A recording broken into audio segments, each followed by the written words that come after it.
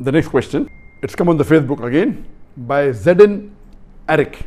He's a non-Muslim, and he says that if a person is cremated, then how will he be questioned about the questions asked in the grave, as he does not have a grave? That's a very good question, and many people are confused that because there is hadith of the Prophet ﷺ that after you die, you will be questioned in your grave. And there's also mention of the azab, the punishment in the grave. And it also says that the people who are buried, they'll be questioned. You have to understand that what this hadith means. When the Prophet said that after you're buried, it means that because today we know that most of the human beings in the world, they are buried. The Christians, the Muslims, majority of the human in the world today, if you do a survey, they are buried. Less people are cremated, some are given to the vultures. When this statement is made, it is mainly meaning after you die, you'll be questioned.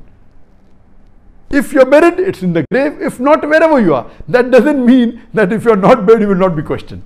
There are chances that maybe wild animals may kill you and you don't get buried. There are chances you'll drown. Does that mean you won't be questioned? No. Because for questioning, two things are required: the soul and the body. The body, if you realize, even when you're buried, it gets disintegrated.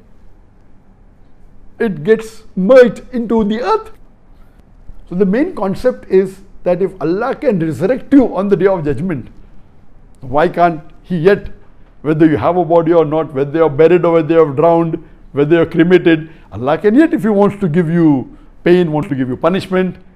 As Allah says that in the Quran, in Surah Insan, chapter number 75, verse number 3, that if those people who think that Allah cannot resurrect them on the day of judgment, how can Allah reassemble our bones on the day of judgment? So Allah says, tell them that Allah can not only reassemble the bones, He can reconstruct in perfect order the very tips of your fingers. Talking about fingerprints, Allah can even get your fingerprints, which is not even identical in a million people. So when He can resurrect on the day of judgment, why can't He do it in the grave?